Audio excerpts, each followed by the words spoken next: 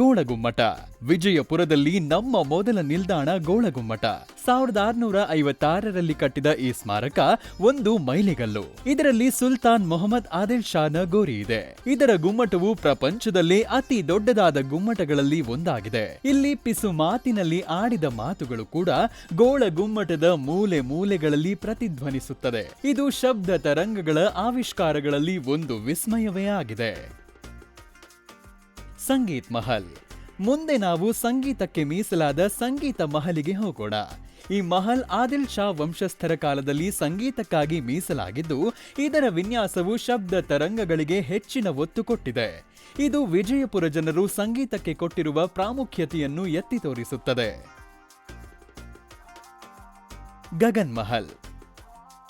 ಮುಂದೆ ನಾವು ಗಗನ್ ಮಹಲ್ಗೆ ಹೋಗೋಣ. ಇದನ್ನು 1561ರಲ್ಲಿ ರಾಜರ ವಾಸ್ತವ್ಯಕ್ಕೆಂದು ನಿರ್ಮಾಣ ಮಾಡಿದ್ರು. ಈ ಅರಮನೆ ಬಹಳ ಸರಳವಾದರೂ ಕಟ್ಟಡದ ವಾಸ್ತುಶಿಲ್ಪವು ಭಾರತೀಯ ಹಾಗೂ ಇಸ್ಲಾಂ ಕಲೆಯಲ್ಲಿ ನಿರ್ಮಿಸಲಾಗಿದೆ. ಇಬ್ರಾಹಿಂ ರೋಜಾ. ಮುಂದೆ ನಾವು ಇಬ್ರಾಹಿಂ ರೋಜಾ ನೋಡೋಣ. ಇಬ್ರಾಹಿಂ ರೋಜಾ ಒಂದು ದಿವ್ಯ ಸಮಾಧಿ. ಇದನ್ನು ತಾಜ್ ಮಹಲ್ಗೆ ಹೋಲಿಸುತ್ತಾರೆ. ಇದನ್ನು 2ನೇ ಆದಿಲ್ ಶಾ ತನ್ನ ರಾಣಿ ಸವಿ ನೆನಪಿಗಾಗಿ ಕಟ್ಟಿಸಿರುವನು. ಸುಂದರವಾದ ಕೆತ್ತನೆಯ ಕೆಲಸ ಹಾಗೂ ಶಿಲ್ಪ ಕಲೆಗಾಗಿ ಪ್ರಖ್ಯಾತವಾಗಿದೆ, ಹಾಗೂ ಕಮಾನುಗಳು ಮತ್ತು ಮಿನಾರಗಳನ್ನು ಒಳಗೊಂಡಿದೆ. ಇದು ಇಸ್ಲಾಮಿನ ಶಿಲ್ಪಕಲೆಗೆ ದಕ್ಷಿಣ ಭಾರತದಲ್ಲಿ ಒಂದು ಉತ್ತಮ ಉದಾಹರಣೆಯಾಗಿದೆ. ಜಹಾನ್ ಬೇಗಂ ಟಾಂಬ್. ಮುಂದೆ ನಾವು 2ನೇ ಆದಿಲ್ ಶಾನ ಪತ್ನಿ ಜಹಾನ್ ಬೇಗಂ ಸಮಾಧಿಯನ್ನು ವೀಕ್ಷಿಸೋಣ. ಈ ಪವಿತ್ರ ಸ್ಥಳವು ಅಂದಿನ ಕಾಲದ ವಾಸ್ತುಶಿಲ್ಪ ಹಾಗೂ ಸಾಂಸ್ಕೃತಿಕ ಪ್ರಾಮುಖ್ಯತೆಯನ್ನ ಎತ್ತಿ ತೋರಿಸುತ್ತದೆ. ಈ ಕಟ್ಟಡದ ಸರಳತೆ ರಾಣಿಯ ಜೀವನ ಹಾಗೂ ಪರಂಪರೆಯನ್ನು ಎತ್ತಿ ತೋರಿಸುತ್ತದೆ. Kumatagi summer palace. ಮುಂದೆ ನಾವು ನಗರದ ಹೊರಭಾಗದಲ್ಲಿರುವ ಸುಡುವ ಬಿಸಿಲಿನಿಂದ ರಕ್ಷಿಸಿಕೊಳ್ಳಲು ಕಟ್ಟಿಸಿದ ಕುಮಟಗಿ ಬೇಸಿಗೆ ಅರಮನೆಗೆ ಹೋಗೋಣ. ಇದರ ವಿನ್ಯಾಸವು ರಾಜ ಮನೆತನದ ವಿಭಿನ್ನ ಋತುಗಳಲ್ಲಿ ಜೀವನ ಶೈಲಿಯನ್ನು ತೋರಿಸುತ್ತದೆ. ಬಾರಾ ಕಮಾನ್. ಆದಿಲ್ ಶಾ 2 ಕಾಲದ ವಾಸ್ತುಶಿಲ್ಪಕ್ಕೆ ಒಂದು ಉದಾಹರಣೆಯಾಗಿದೆ. ಈ ಸುಂದರವಾದ ಅಪೂರ್ಣ ಕಮಾನುಗಳು ಗತಕಾಲದ ಅವಶೇಷಗಳ ಒಂದು ಉತ್ತಮ ಉದಾಹರಣೆಯಾಗಿದೆ. ಜಾಮಿಯಾ ಮಸ್ಜಿದ್. 1ನೇ ಆದಿಲ್ ಶಾರ ಆಳ್ವಿಕೆಯಲ್ಲಿ ದಕ್ಷಿಣ ಭಾರತದ ಅತಿ ದೊಡ್ಡ ಮಸೀದಿಗಳಲ್ಲಿ ಒಂದಾದ ಜಾಮಿಯಾ ಮಸ್ಜಿದ್ನಲ್ಲಿ ಸಾವಿರಾರು ಜನ ಒಂದೇ ಸಾರಿ ಪ್ರಾರ್ಥನೆ ಮಾಡಬಹುದು.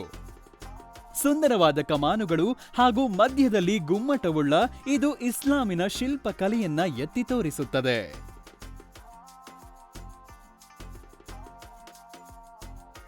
Malik A Maidan cannon. ಯುದ್ಧ ಭೂಮಿಯ ರಾಜ ಅಥವಾ ಮಾಲಿಕಾ ಎ ಮೈದಾನ್ 1549ರಲ್ಲಿ ಕೆತ್ತಿಸಿದ ಅತಿ ದೊಡ್ಡ ತೋಪಾಗಿದೆ. ಇದು ಆದಿಲ್ ಶಾ ವಂಶಸ್ಥರ ಸೈನ್ಯ ಬಲ ಹಾಗೂ ಯುದ್ಧ ಸಾಮಗ್ರಿಗಳ ಒಂದು ಪಕ್ಷಿನೋಟ.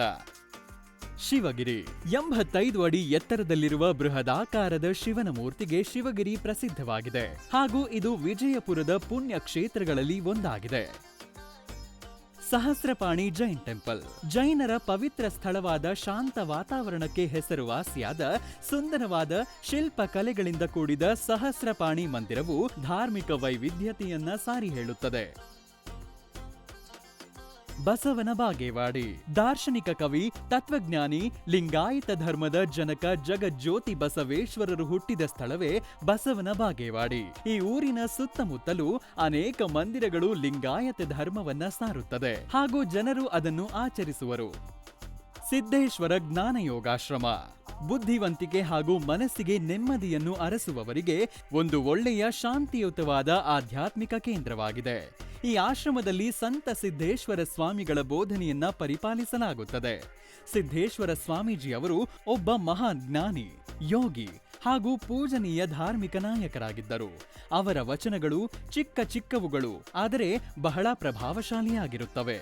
ಈ ವಚನಗಳು ನಮಗೆ ಜೀವನ, ಭಕ್ತಿ, ಆಂತರಿಕ ಶಾಂತಿಯನ್ನು ನೀಡಲು ಬಹಳ ಸರಳವಾದ ಆದರೆ ಶಕ್ತಿಶಾಲಿ ನುಡಿಗಳಲ್ಲಿ ಜನರಿಗೆ ತಮ್ಮ ಜೀವನದಲ್ಲಿ ಅಳವಡಿಸಿಕೊಳ್ಳಲು ಸುಲಭವಾಗಿರುತ್ತವೆ. ಆಲಮಟ್ಟಿ ಡ್ಯಾಂ. ಕೃಷ್ಣಾ ನದಿಗೆ ಅಡ್ಡಲಾಗಿ ಕಟ್ಟಲಾದ ಕರ್ನಾಟಕದ ಬೃಹತ್ ಡ್ಯಾಂಗಳಲ್ಲಿ ಒಂದಾದ ಆಲಮಟ್ಟಿ ಡ್ಯಾಂ ಅಥವಾ ಅಣೆಕಟ್ಟು ಈ ಅಣೆಕಟ್ಟಿನಿಂದ ಕೇವಲ ನೀರಾವರಿ ಮಾತ್ರವಲ್ಲ, ರೈತರಿಗೆ ವರ್ಷ ಪೂರ್ತಿ ಬೆಳೆಗಳನ್ನು ಬೆಳೆಸಲು ಸಹಾಯವಾಗುತ್ತದೆ.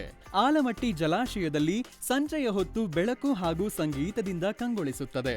ಬಣ್ಣ ಬಣ್ಣದ ಕಾರಂಜಿಗಳು ಸ್ಥಳೀಯ ಹಾಗೂ ಬೇರೆ ಬೇರೆ ಭಾಗದ ಪ್ರವಾಸಿಗರಿಗೆ ಒಂದು ಒಳ್ಳೆಯ ಆಕರ್ಷಣೀಯ ಸ್ಥಳವಾಗಿದೆ. ಝಗಮಗಿಸುವ ಬಣ್ಣ ಬಣ್ಣದ ದೀಪಗಳು ನೀರಿನೊಂದಿಗೆ ಸೇರಿದಾಗ, ಜೊತೆಗೆ ಸಂಗೀತವೂ ಕೂಡಿದಾಗ ಆಗುವ ಅನುಭವವೇ ಒಂದು ವಿಸ್ಮಯ.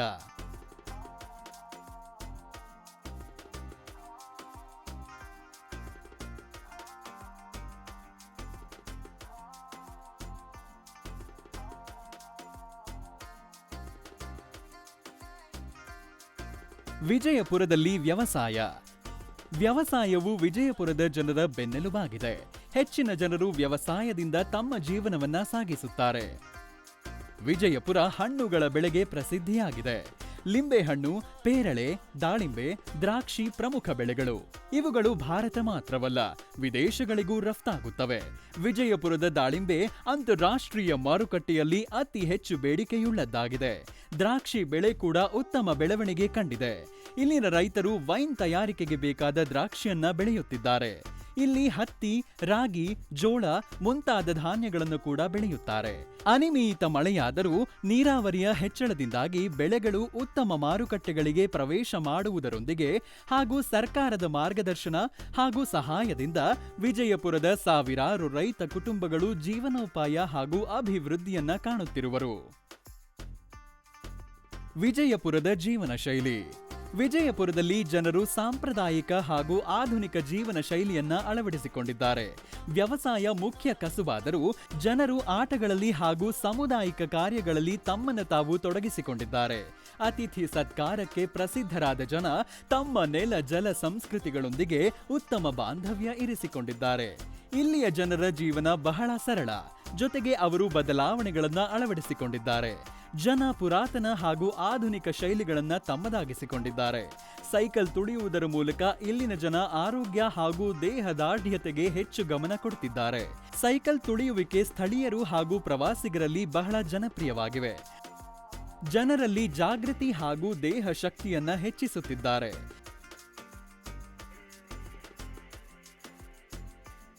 ವೃಕ್ಷೋತ್ಥಾನ, ಮರಗಳ ನೆಡುವಿಕೆ ಇನ್ನೊಂದು ಪ್ರಮುಖವಾದ ಘಟನೆ. ಇದು ಒಂದು ಅನನ್ಯ ಹಾಗೂ ಪ್ರಯಾಸದ ಕೆಲಸ. ನಮ್ಮ ಪರಿಸರವನ್ನು ಉಳಿಸುವುದರೊಂದಿಗೆ ಹಾಗೂ ಬೆಳೆಸುವುದರಿಂದ ಹಸಿರು ಹೆಚ್ಚಾಗಿ ಪರಿಸರ ಸಂರಕ್ಷಿಸುವಲ್ಲಿ ಬಹಳ ಸಹಾಯಕವಾಗುತ್ತದೆ.